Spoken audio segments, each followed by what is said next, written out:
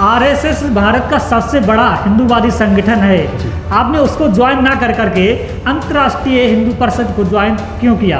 केंद्रीय नेतृत्व में कुछ असमंजस की स्थितियां थी और कुछ विचारों में भेद आया था।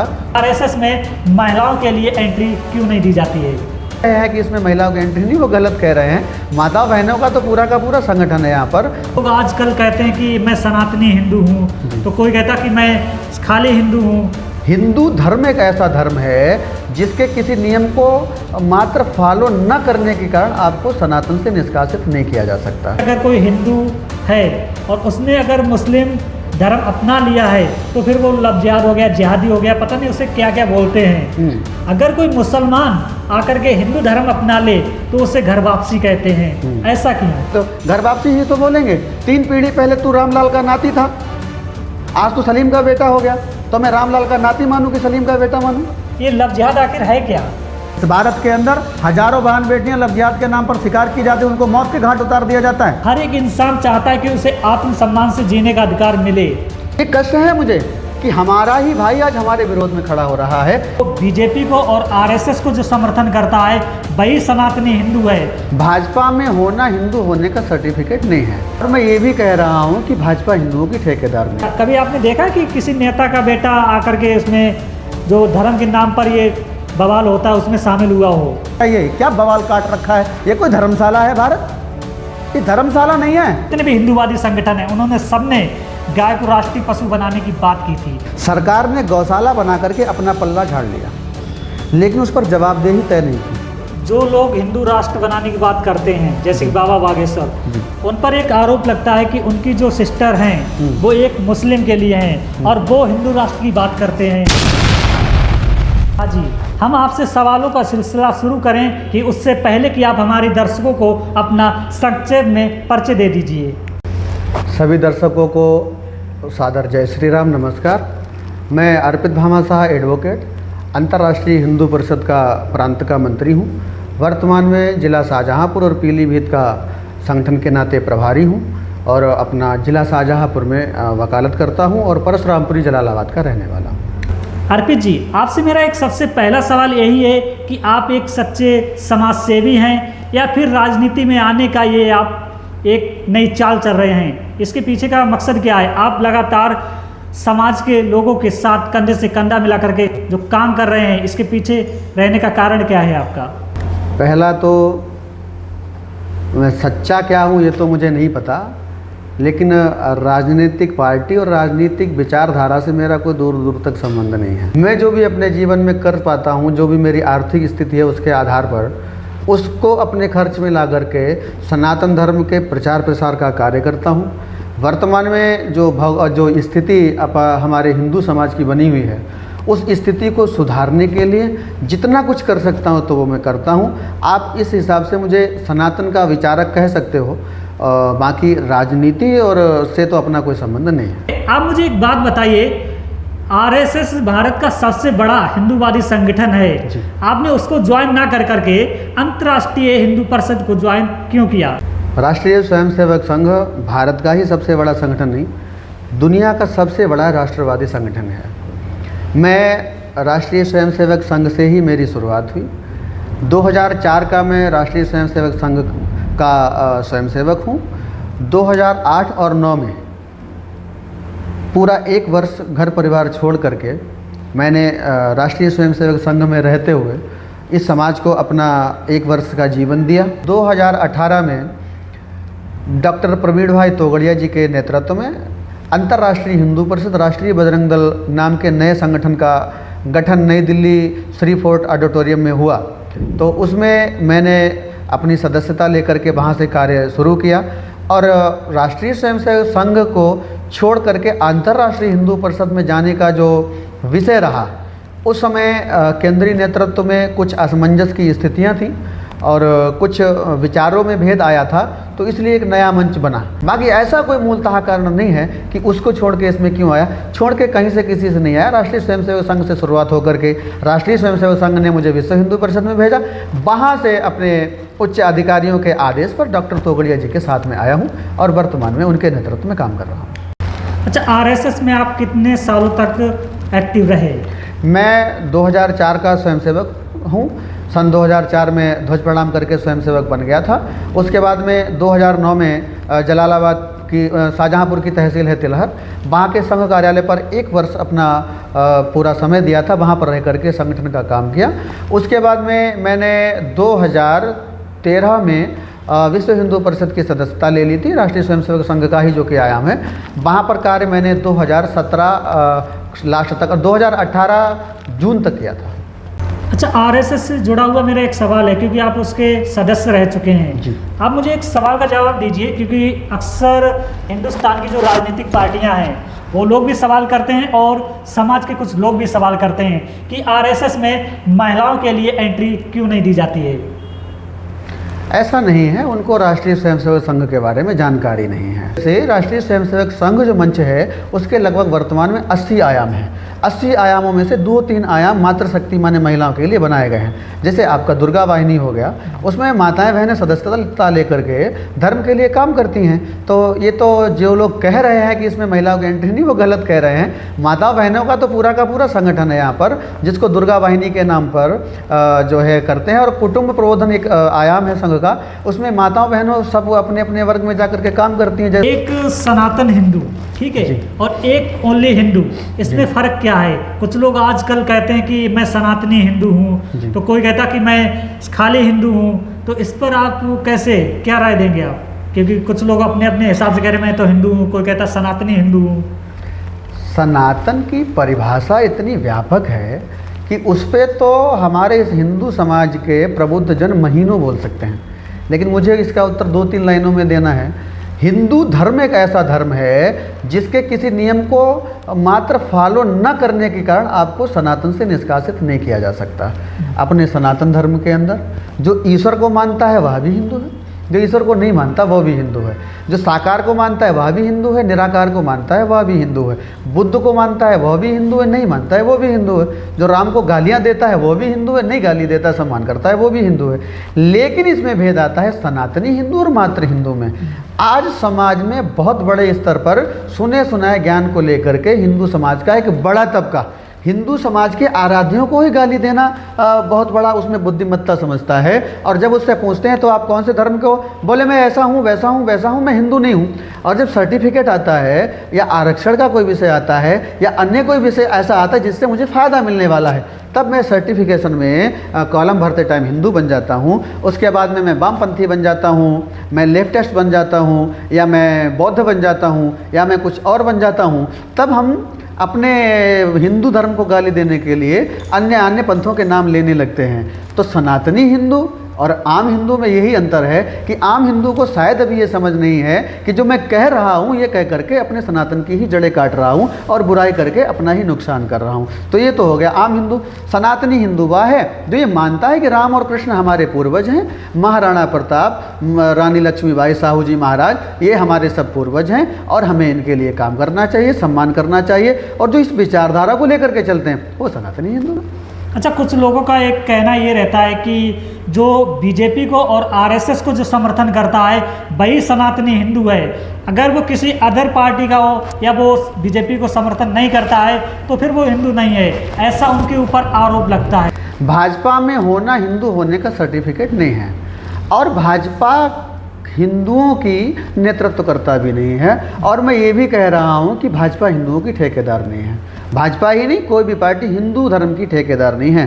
हिंदू धर्म के ठेकेदार हैं हमारे आदि शंकराचार्य। हिंदू धर्म के ठेकेदार हैं इस सनातन को बचाने का काम करने वाले लोग।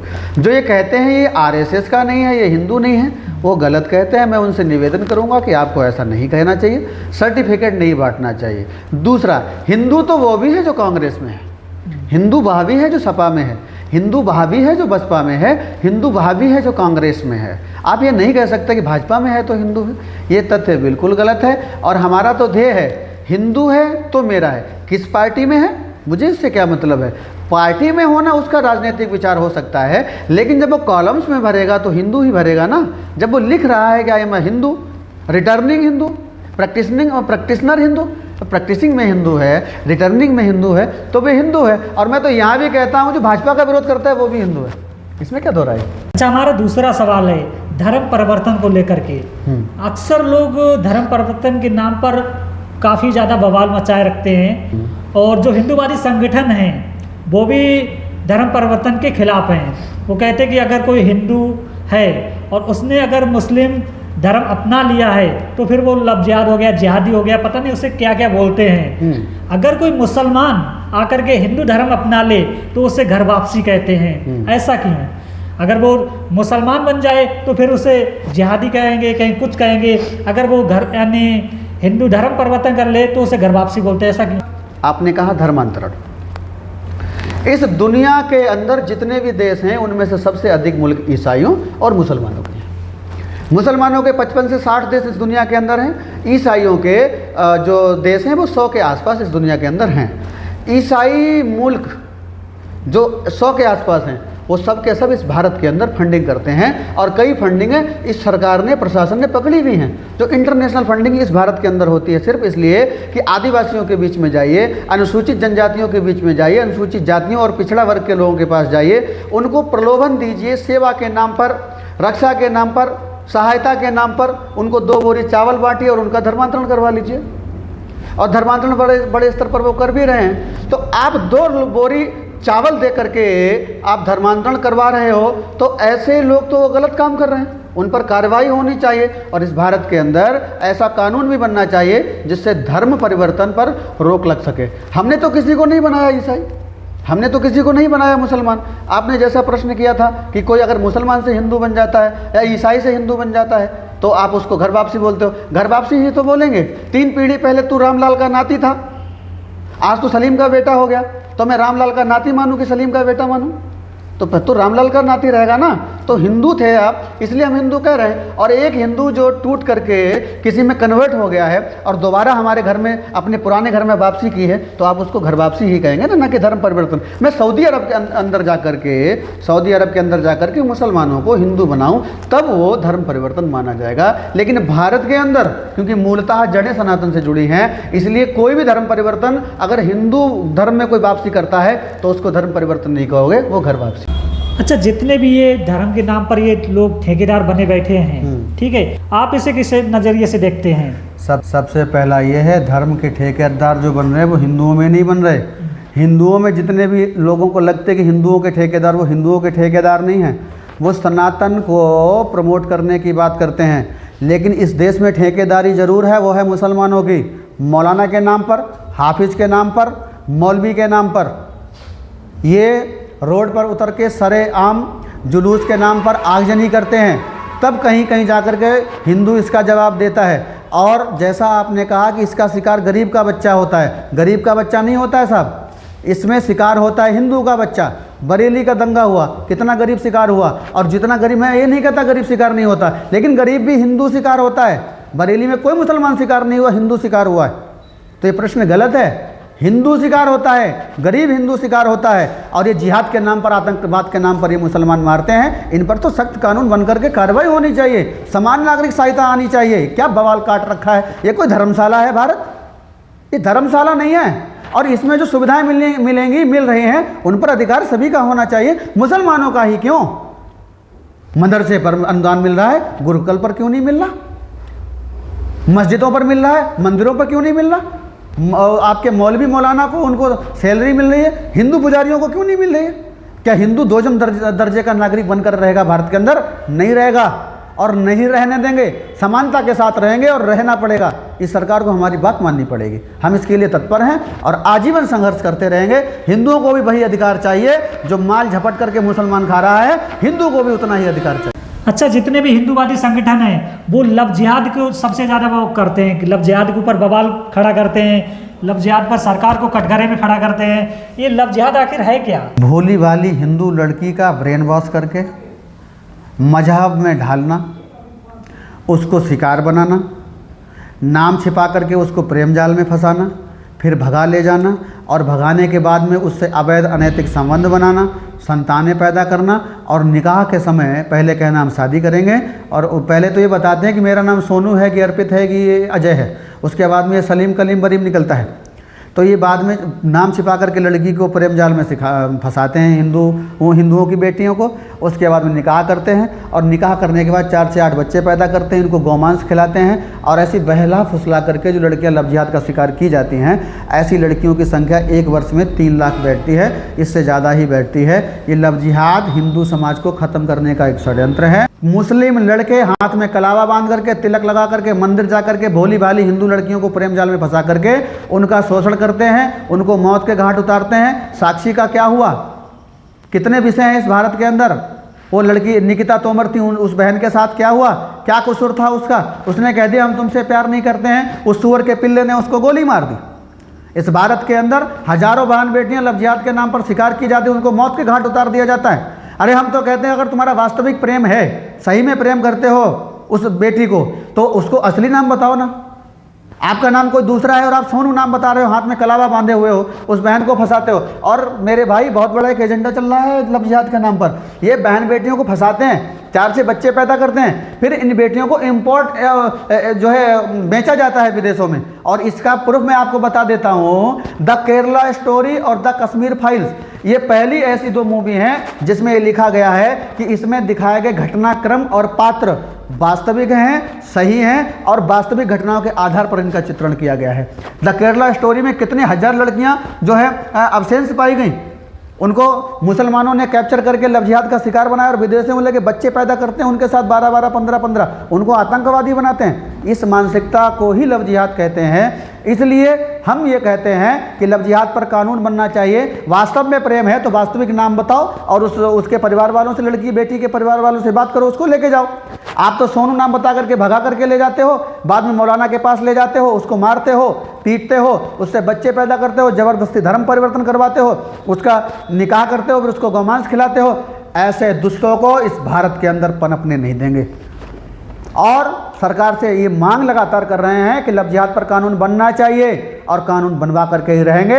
इन हिंदू समाज की बहन बेटियों की सुरक्षा का जिम्मा हमारा है। इन सुअर के पिल्लों को हम अपनी बहन बेटियों का शिकार नहीं करने देंगे। जहां भी मिलेंगे इनको मुंह तोड़ जवाब देंगे। अच्छा, आपका ये लव जिहाद का तो हो गया, समझ में आ गया कि लव जिहाद क्या है। मुझे एक बात और बताइए, ये ईसाईयत का है, ईसाईयत जो ईसाई धर्म से आप लोग विरोध करते हैं ईसाइयों का, कि ईसाई यानी जो है वो देश के लिए खतरा है, ये क्या है? ईसाई का विरोध नहीं करते हम ईसाइयों की गलत विचारधारा का विरोध करते हैं। क्या है वो विचारधारा? इस भारत के अंदर 3 से 4 राज्यों में ईसाई बहुसंख्यक हो गया है। वो ईसाई कहाँ से आया? इंग्लैंड से नहीं आया, अमेरिका से नहीं आया। वो भारत के भोले भाले आदिवासी, दलित, ओबीसी हिंदू भाई हैं हमारे। इनको ये क्या करते हैं, उनकी गरीबी का वास्ता देते हैं। गरीबी का वास्ता देने के साथ साथ जातिवाद का वास्ता देते हैं। गलत सलत उनको इतिहास बताते हैं, हिंदुओं के प्रति उनके अंदर नफरत भरते हैं और फिर यीशु की प्रार्थना करवाते हैं। उसके बाद में उनको इलाज के नाम पर, सहायता के नाम पर चावल देंगे, आटा देंगे, पैसा देंगे और ये फंडिंग टोटल विदेशों से आती है। कई जगहों पर इस विषय को प्रशासन ने पकड़ा भी और मुकदमे भी दर्ज हुए हैं। एक बड़े स्तर पर फंडा चल रहा है। एक मदर टेरेसा में नाम ले रहा हूँ। मदर टेरेसा को लोग सामाजिक स्त्री के रूप में जानते हैं, लेकिन उसकी वास्तविकता क्या है, उसकी आप जीवनी पढ़ो, उसके ऊपर लोगों ने जो लेख लिखे हैं उनको पढ़ो।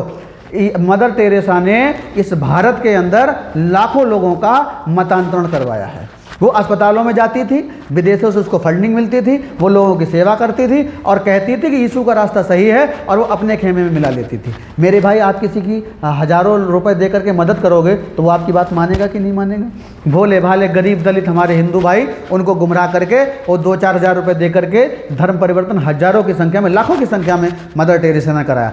उनके ही एजेंट छूटे हुए इस भारत के अंदर हैं, विदेशों से आते हैं। मैंने कई सैकड़ों मुद्दे पकड़े हैं कि विदेश से इनके फादर आते हैं, लोगों को गुमराह करते हैं, पैसा बांटा जाता है और धर्म परिवर्तन करवाते हैं। और धर्म परिवर्तन ये किसी जनरल का नहीं करवाते, ये ओबीसी के बीच में जाते हैं, एसटी के बीच में जाते हैं, जमादारों के बीच में जाते हैं, जाट भाइयों के बीच में जाते हैं, ताकि उनको अच्छे से गुमराह कर सकें और जातिवाद का वास्ता दे सकें।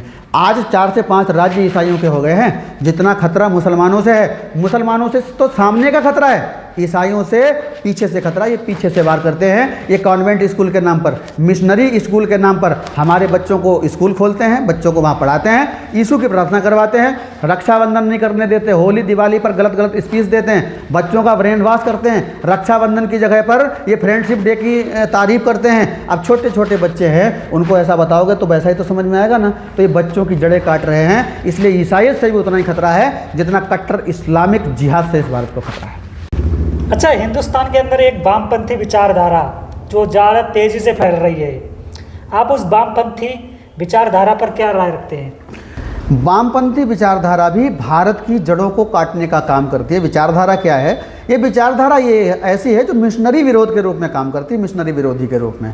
जैसे हिंदू समाज में कोई वैमनस्यता है या कोई ऐसी प्रथा है जो गलत है, तो उसका तो ये विरोध करते हैं, लेकिन अन्य मजहबों में जो विरोध की भावना है, जो विरोध के जो गलत काम होते हैं, जो गलत प्रथाएं हैं, उन पर इनका मुंह सिल जाता है। उदाहरण के लिए कन्हैया कुमार, उमर खालिद, चंद्रशेखर रावण, दामोदर यादव, ये लोग जाति हिंसा फैला करके हिंदू समाज की संस्कृति को गाली देने का काम करवाते हैं। एक विवेक श्रीवास्तव जो लेफ्टिस्ट का है वो भी वामपंथी है।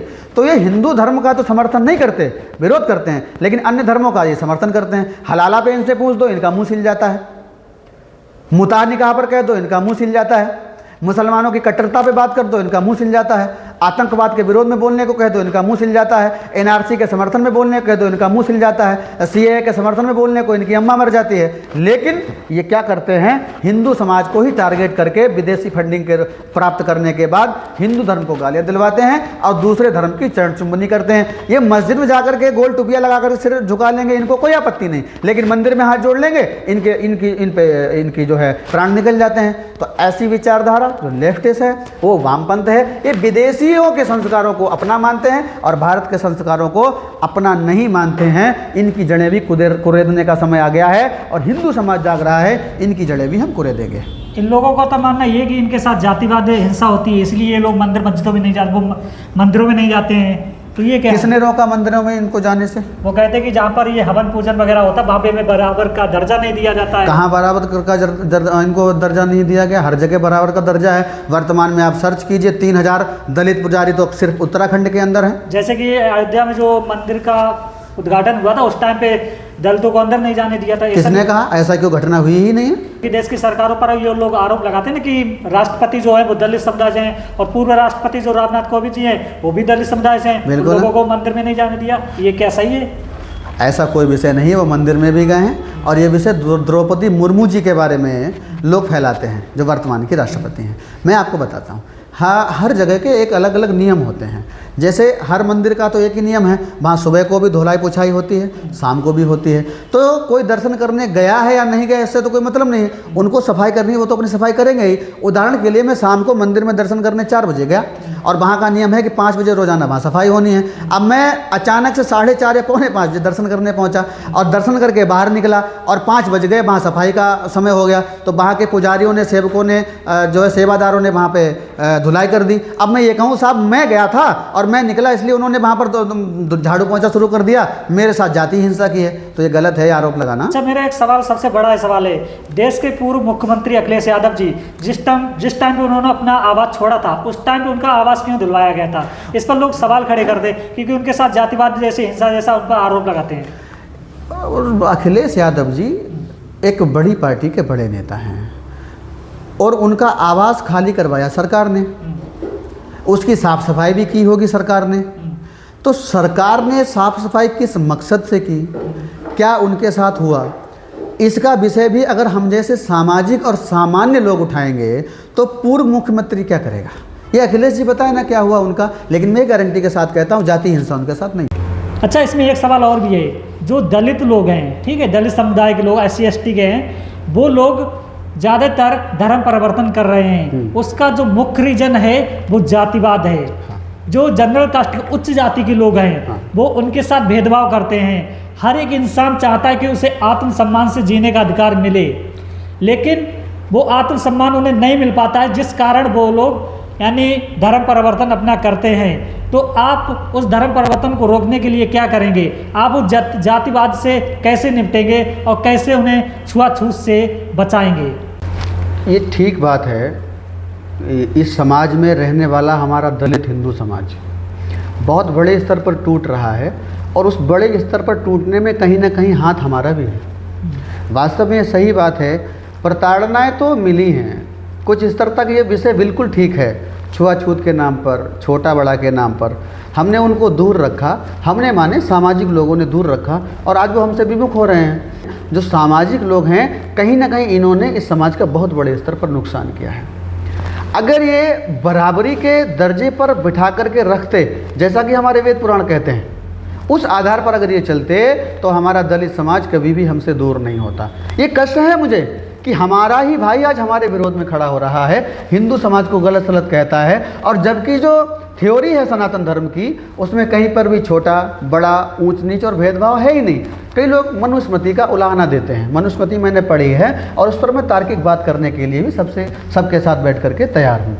उसमें वर्ण व्यवस्था है, और वर्ण व्यवस्था किसी को भी छोटा या बड़ा नहीं बनाती है। लेकिन आज जो जातीय ग्राफ निकला है, ये मुगलों काल से निकला है, मुगल काल से निकला। उन्होंने हमसे छुआछूत की, उन्होंने कहा या तो तू हमारे यहाँ ये मेला का तसला फेंक या गंदगी फेंक, नहीं तो हम तुझे मार देंगे, या तू इस्लाम स्वीकार कर ले। तो उन्होंने अपने पूर्वजों को नहीं बदला, उनका मेला डालना स्वीकार कर लिया, गंदगी फेंकना स्वीकार कर ली, चमड़ी जानवरों की उधेड़ना स्वीकार कर लिया, लेकिन धर्म परिवर्तन नहीं किया। मैं तो सबके चरणों में निवेदन करूंगा मेरे भाई, अगर आप वास्तव में सनातनी हो तो सनातन की सभी वर्ण के लोगों को एक साथ लाना शुरू करो, उनके साथ बैठना शुरू करो, क्योंकि गौ भक्षण करने वाले के यहाँ सेवैयां कब तक चाटोगे, ये आपके धर्म का नुकसान करेंगे। ये हमारे दलित भाई, इन्होंने ही कहीं ना कहीं इस देश में हमारे सनातन की रक्षा के लिए बहुत बड़ा योगदान दिया है। हम उनको अपनाएं। हम एक गौभक्षण करने वाले के यहाँ सेवैयां ना खा करके अपने हिंदू समाज के दलित भाई के पास जा करके होली वाले दिन एक गिलास पानी पिएंगे तो हमारा भाई मेरे साथ रहेगा और हमारे धर्म की भी रक्षा हो जाएगी। सनातन में कहीं पर भी जातिवाद नहीं है। मैं इस पर तर्क करने के लिए किसी के साथ भी डिबेट में बैठने को तैयार हूँ। ये तो कपोल कल्पित बातें हैं, और मैं अपने दलित साथियों से भी कहूँगा कि आइए मेरे साथ, मैं आपको बताता हूँ कि कहीं पर भी जातिवाद है ही नहीं। आप हिंदू सनातन धर्म के अभिन्न अंग हैं। भगवान राम ने आपको स्वीकार किया है, भगवान कृष्ण ने आपको स्वीकार किया है, भगवान बराह ने आपको स्वीकार किया है, तो हम उनकी संतानें हैं। हम होते कौन हैं आपको अपने से अलग करने वाले? जैसा कि अभी आपने हमें बताया कि हिंदू धर्म के अंदर, सनातन धर्म के अंदर हम जितने भी दलित लोग हैं, ठीक है, उनको भगवान ने बराबर का दर्जा दिया है। बिल्कुल दिया है। ठीक है, तो आप मुझे एक चीज़ बताइए, अभी जो इस टाइम पे जो जातीय हिंसा हो रही है लोगों के साथ, किसी के सिर पे पेशाब कर दी जा रही है, किसी को जूता चटवाया जा रहा है, दलितों को किसी को मारा जा रहा है, यानी जाति देख करके, तो आपके जो हिंदूवादी संगठन हैं वो लोग एक्टिव क्यों नहीं होते? वो लोग सड़कों पर क्यों नहीं आते हैं और क्यों नहीं उन लोगों के साथ कंधे से कंधा मिला करके चलते हैं? मुझे सबका तो इतिहास नहीं पता, लेकिन किसी को जातिगत टारगेट करके उसके बाल मोड़ना, जैसा आपने कहा जूता चटवाना, जितनी निंदा इन घटनाओं की जाए उतना कम होगा। और जो ऐसा करते हैं उन पर कार्रवाई होना चाहिए। किसी भी तरीके की गौतायत नहीं बरतनी चाहिए। ऐसी कई घटनाएं होती हैं। आपने कहा कि हिंदू संगठन निकल करके नहीं आते, हिंदू संगठन बिल्कुल निकल करके आते हैं, और ऐसी कभी भी घटना होती है।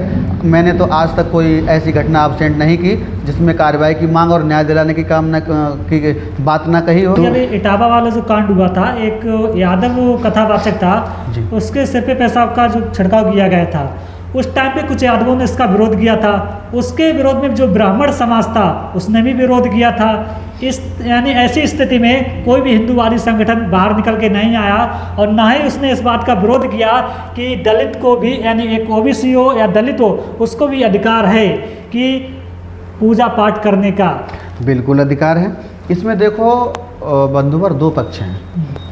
अगर मैं ब्राह्मण नहीं हूँ और मुझे शिक्षा देने का अधिकार फिर भी है, मैं शिक्षा देता हूँ, तो ऐसे क्षेत्र में जाकर के मुझे अपनी आइडेंटिफिकेशन है उसको छिपाना नहीं है। हम स्पष्ट बताएंगे कि मैं ऐसा ऐसा हूँ। एक तो ये पक्ष हो गया।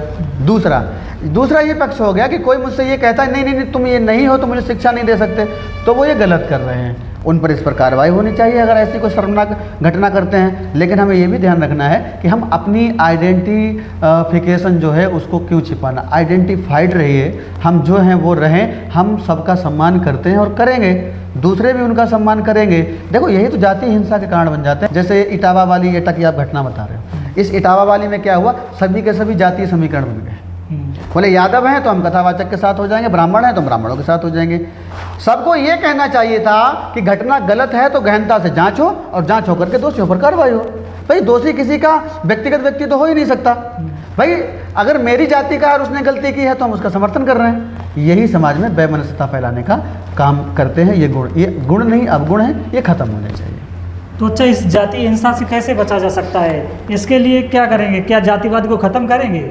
क्योंकि आप जो हिंदू धर्म के जो सबसे बड़े बाबा जो बनते हैं आज के दौर में, धीरेन्द्र शास्त्री जी, वो हिंदू राष्ट्र की भी बात करते हैं और जातिवाद खत्म करने की भी बात करते हैं। अभी तो उन्होंने यात्रा भी निकाली थी। हाँ। और वो यात्रा में कहते हैं कि यानी जातिवाद का क्या रो विदाई, हिंदू भाई भाई, ऐसे जो कुछ नारा भी देते हैं। तो ये जो नारा देते हैं जातिवाद खत्म करने का, तो ये सिर्फ एक यानी हवाबाजी है या फिर सच में ऐसा है? क्योंकि अगर जातिवाद खत्म करेंगे तो उसमें रोटी बेटी का भी रिश्ता अपनाएंगे या नहीं? बिल्कुल अपनाना चाहिए। अगर दोनों के दिल मिलते हैं तो हो जाना चाहिए। जातिवाद पर जैसे धीरेन्द्र कृष्ण शास्त्री ने कहा कि जात पात की करो विदाई, हम सब हिंदू भाई भाई। मैं ये कहना चाहता हूँ इसमें कि जात पात की विदाई करके वर्ण के आधार पर आ जाओ, और वर्ण के आधार पर आने पर छोटे बड़े का भेद खत्म हो जाएगा।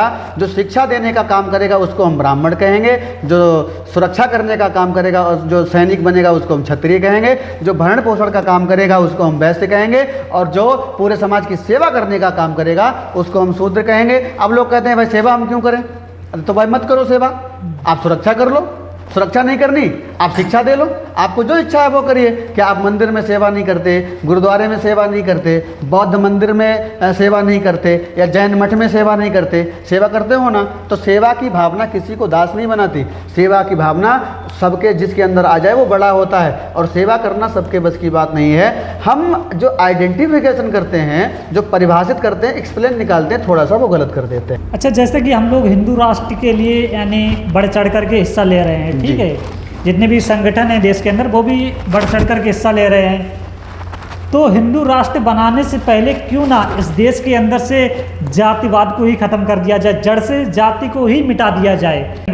क्योंकि हिंदू राष्ट्र जब तक नहीं बन सकता जब तक सभी जाति एक साथ नहीं आ जाएंगी। बिल्कुल। क्योंकि अभी देखो, जैसे बाबा बागेश्वर जो हैं वो हिंदू राष्ट्र की यात्रा निकाल रहे हैं, उसमें जो दलित समुदाय और समुदाय के लोग हैं वो उसका विरोध कर रहे हैं।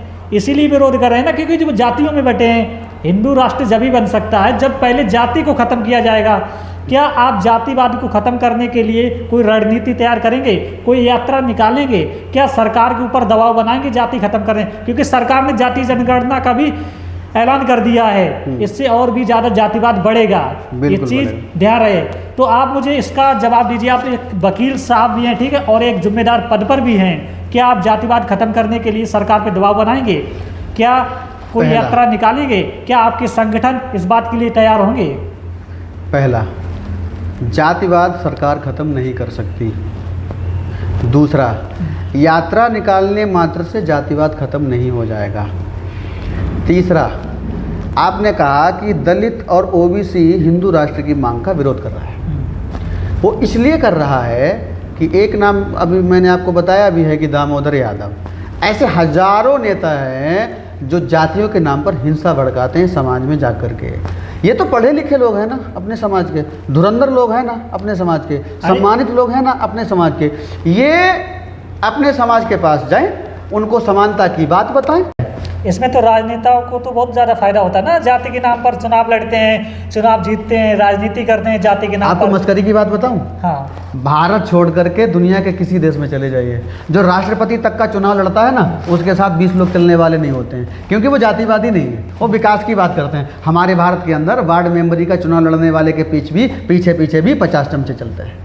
तो फिर ये तो जिम्मेदारी आप लोगों को लेना चाहिए ना, क्योंकि जो संगठन है इन्हीं लोगों को जिम्मेदारी लेनी चाहिए। आजकल तो हम देख रहे हैं कि जाति के नाम पर भी संगठन लोगों ने बना रखा, क्योंकि जाति को एक तरफ लोग विरोध कर रहे हैं कि जातिवाद खत्म हो, एक तरफ ये जाति के नाम पर संगठन बना रहे हैं, बढ़ावा दे रहे हैं जाति को। ऐसे मैं आपको बताऊं, आज हर जाति का एक संगठन है और जाति का संगठन बनाना गलत है, लेकिन जाति संगठित करना अच्छा है। हम एक यूनिटी में रहेंगे, एक साथ रहेंगे तो एकता आएगी। जातीय संगठन बनाने का मतलब, उदाहरण के लिए मैं ओबीसी का की या जनरल की या एससी की किसी भी जाति का हूँ, मैंने अपनी एकमात्र जाति का एक संगठन बना लिया। अब संगठन बना करके हम किसकी बात करेंगे उसमें? अपनी जाति की करेंगे। और जब अपनी जाति की करेंगे उसके साथ साथ दूसरी जाति की बुराइयां भी करेंगे। होली आती है, दिवाली आती है, तो उन्होंने कहा ये किसका होली मिलन समारोह? बोले इस जाति का होली मिलन समारोह। क्यों? दूसरे लोग होली नहीं मना सकते क्या? और जब दूसरे लोगों की भी होली है तो एक साथ होली क्यों नहीं मनाते? और होली का मतलब ही यही है कि सारे के सारे एक हो जाने चाहिए। मैं यही कहता हूँ, पढ़ लिख करके जो कुछ नहीं बन पाते वो नेता बनने की चाह रखते हैं, और नेता बनने के लिए अपनी जाति के लोगों को टारगेट कर लेते हैं, क्योंकि अपने ही लोग जल्दी शिकार हो जाएंगे। उनका शिकार करते हैं और फिर एक बढ़िया सी गाड़ी उनसे ही फंड लेकर के निकालते हैं, और फिर दूसरी जातियों को गालियाँ देते हैं, अपने लोगों को गुमराह करते हैं। ये खत्म होना चाहिए। अच्छा, मुझे एक सवाल का जवाब दीजिए। आपने गाय को राष्ट्रीय पशु बनाने की बात की थी। आप जिन जिन संगठनों से आते हैं, जितने भी हिंदूवादी संगठन हैं, उन्होंने सबने गाय को राष्ट्रीय पशु बनाने की बात की थी। सरकार के ऊपर दबाव बनाया था। सरकार ने दबाव में आकर के गाय को कटने पर रोक भी लगाई। ठीक है, सरकार ने कानून बनाया, सरकार ने गौशाला भी बनवाए, सरकार अपनी तरफ से पूरा प्रयास कर रही है। अब आपका ये दायित्व बनता है कि जो गाय सड़कों पर घूम रही हैं, जो गाय कटी घूम रही हैं, लोग उन पर ब्लेड मार देते, धारदार हथियार से उन पर हमला कर देते, उनके ऊपर तेजाब डाल देते हैं। आप लोग कर क्या रहे हैं? क्योंकि आप लोगों ने ही ज़्यादातर शोर मचाया था कि गाय को हिंदू यानी गाय के लिए राष्ट्रीय पशु बनाया जाए। तो फिर अब क्या कर रहे हैं आप? सरकार ने तो आपकी बात मान ली, अब जिम्मेदारी आपकी है ना, आप क्या कर रहे हैं? गौरक्षा के विषय पर सरकार अभी भी कटघरे में है। पहली बात तो यह है कि हम किसी भी सरकार और पार्टी के समर्थक अथवा विरोधी नहीं हैं। हमारा एक अलग रास्ता है, और रास्ता है समाज हित का, और समाज हित में भी हिंदू समाज हित का। सरकार ने गौशालाएं बनाई। जितनी गाय खेतों में नहीं मर रही है, खूंटे पर नहीं मर रही है, उतनी गाय गौशाला में मर रही है। सरकार ने गौशाला बना करके अपना पल्ला झाड़ लिया, लेकिन उस पर जवाबदेही तय नहीं की। पहले मैं सरकार के दोष बता रहा हूँ, फिर अपने समाज की गलतियाँ भी बता रहा हूँ। सरकार को करना ये चाहिए कि जिस तरीके से आपने करोड़ों का खर्च करके गौशालाओं का निर्माण किया, अब उसमें सीसीटीवी फुटेज भी लगवा दो, कोई समीक्षात्मक नियम भी बना लो कि महीने में आपको समीक्षा देनी है, कितनी गायें आई, कितनी जीवित हैं, कितनी मरी और कैसे मरी। आप किसी भी गौशाला में जाओगे, आपको 4 से गाय मरी हुई मिल जाती हैं। शर्मनाक है, और इसका अपराध सरकार के ऊपर ही जाएगा, और मैं दोषी भी सरकार को ही ठहराऊंगा, क्योंकि जिस अंगूठे को लगा करके सरकार बनाना हमारा काम है, वही ठेंगा दिखा करके सवाल करना भी हमारा काम है। तो ये तो आपकी भी जिम्मेदारी है ना, आप भी वहाँ पे जा सकते हैं, आप भी सवाल कर सकते हैं, वहाँ का वीडियो बना करके सोशल मीडिया पे डाल सकते हैं, सरकार को आईना दिखा सकते हैं कि देखिए आपकी ये नाकामी। समय समय पर गौशालाओं में जा करके, गौपालकों के पास जा करके इसकी गहन हम लोग जांच करते हैं, शिकायतें भी करते हैं, और ज्ञापन वगैरह भी होते रहते हैं। लेकिन सरकार तो दोषी है ही है, पूर्ण तरह से नहीं, लेकिन कुछ दोष हैं।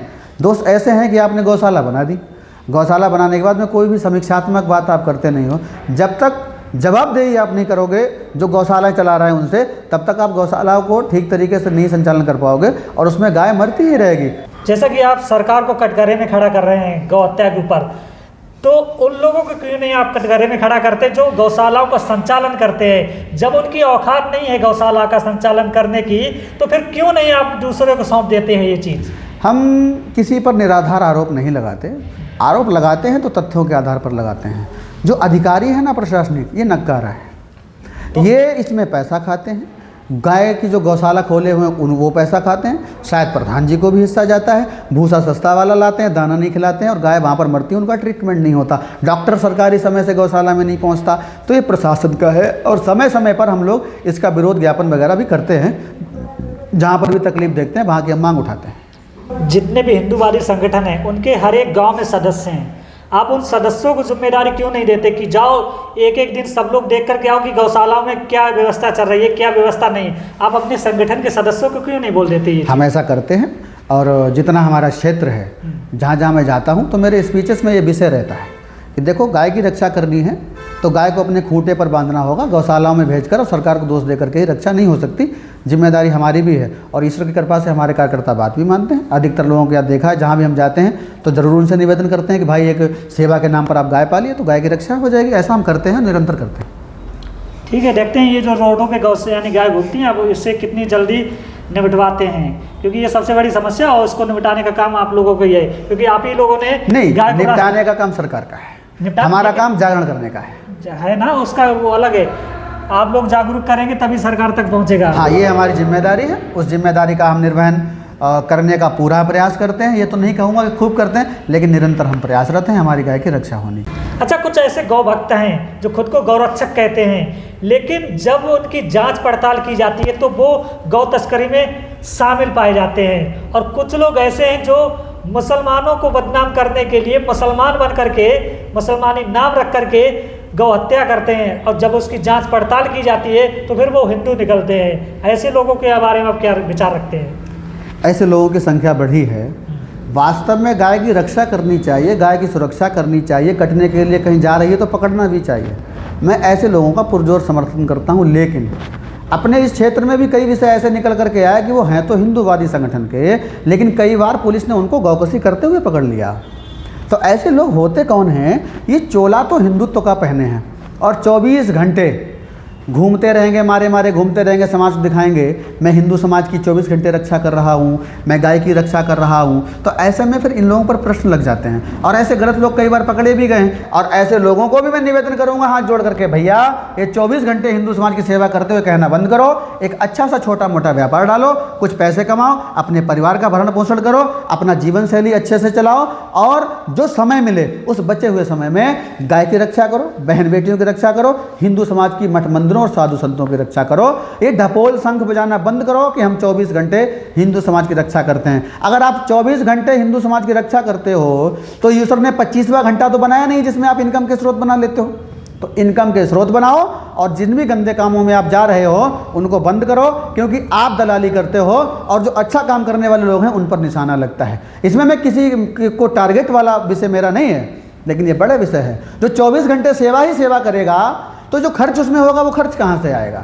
खर्च आएगा व्यापार करने से। आप अपनी दुकान चलाइए, अपने पेशन में जाइए, पैसा कमाइए, फिर हिंदू समाज की सेवा कीजिए, तब तो ठीक है। और 24 घंटे ये जितने करने वाले घूम रहे हैं ये गौकशी ही करते हैं, ये दलाली ही करते हैं और इलीगल तरीके के काम करके पैसों को लाते हैं। इनको हिंदू समाज पहचानेगा, आज नहीं तो कल। कुछ पकड़े जा चुके हैं, कुछ पकड़े जा रहे हैं और आगे भी कुछ पकड़े जाएंगे। अच्छा, ये तो सवाल हो गए आपके बड़े बड़े, ठीक है, जो भी हिंदू से रिलेटेड थे, हिंदूवादी संगठनों से रिलेटेड थे और हिंदू राष्ट्र से रिलेटेड थे, जो भी थे। अब हम आते हैं अपने ज़िला शाहजहाँपुर के ऊपर, और जो भगवान परशुराम की जन्मभूमि जलालाबाद, जिसे हम परशुरामपुरी भी कहते हैं जी, ठीक है। अब हम इस पर सवाल करेंगे। सबसे पहला इस पर हमारा सवाल यही रहेगा आपसे कि जो जलालाबाद का नाम बदल करके परशुरामपुरी किया गया था, इस नाम बदलने में क्या क्या अड़चने आई, ठीक है, और इसमें आपने किस तरीके से अपनी भूमिका निभाई थी? मेरी जो उम्र है वर्तमान में वो 27 वर्ष है। 6 दिसंबर को 28 वर्ष का हो जाऊंगा। राष्ट्रीय स्वयंसेवक संघ पिछले 35 वर्षों से इस जलालाबाद का नाम परशुरामपुरी लिखते आ रहा है।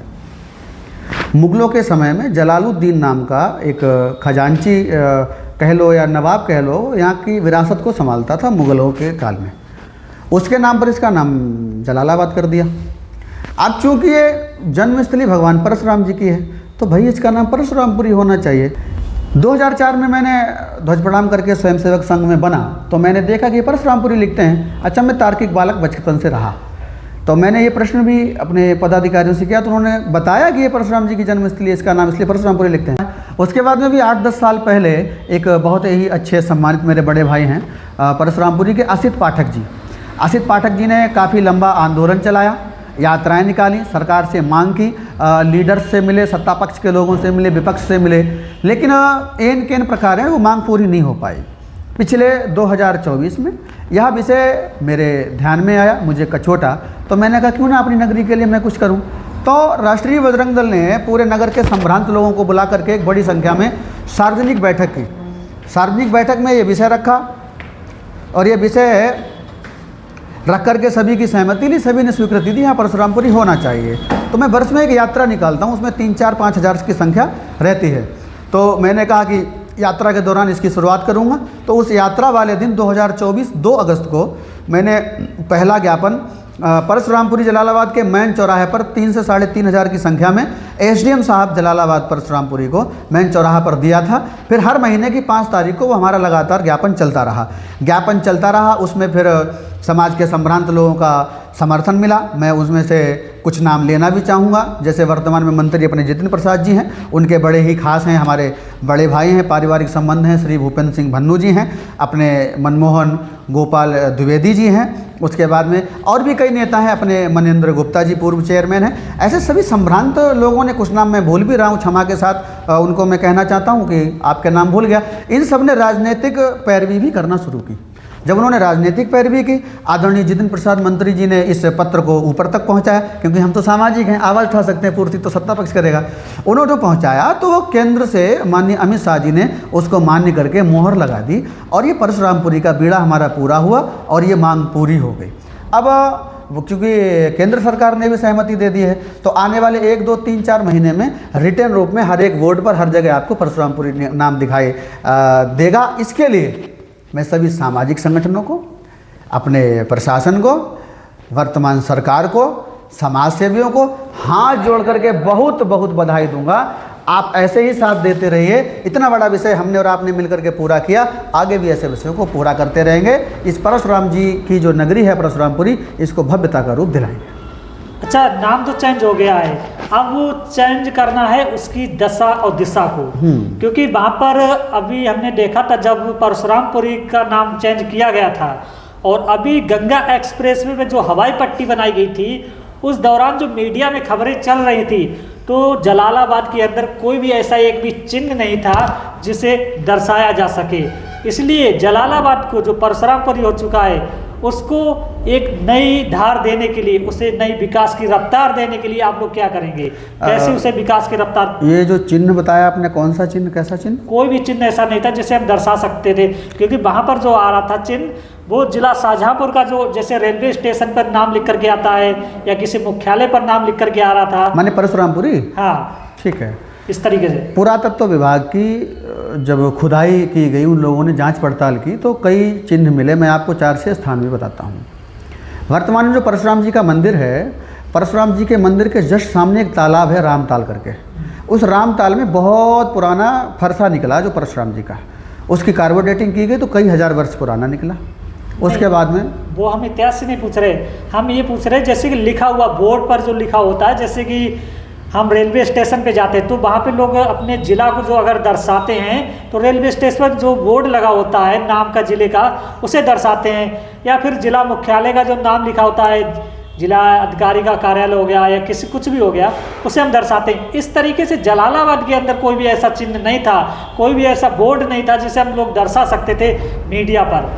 उसमें ऐसा है, बड़ा पिछड़ा हुआ ये क्षेत्र रहा और कहीं ना कहीं राजनीतिक सहयोग भी इसमें नहीं रहा।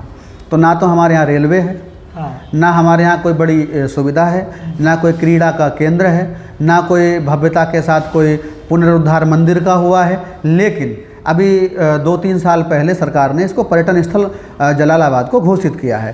तो पर्यटन स्थल घोषित होने के बाद में वहाँ से विकास कार्य शुरू हुए हैं। जैसे मंदिर की भव्यता बढ़ रही है, रामताल का सौंदर्यीकरण का काम शुरू हो गया है, जो भगवान परशुराम जी की माता जी का मंदिर है, माता रेणुका मंदिर, उसका भी जीर्णोद्धार शुरू हो गया है। तो ये अब विकास कार्य शुरू हुए हैं। ये भी सुनने में आ रहा है कि रेलवे भी आने वाली है, और चूंकि नाम परिवर्तन हो गया तो बोर्ड पे भी आएगा और विकास कार्य भी होंगे, तो वो सब दिखने लगेगा। अभी तक पिछड़ा क्षेत्र रहा, इसलिए ऐसा सब नहीं था। उसके लिए हम लोग मांग कर रहे हैं और मांग करते रहेंगे।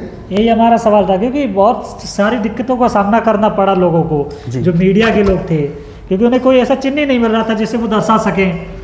तो ये अब हम यानी मुझे उम्मीद है कि आप लोग इसके लिए आगे बढ़ेंगे, जलालाबाद को आगे बढ़ाने के लिए।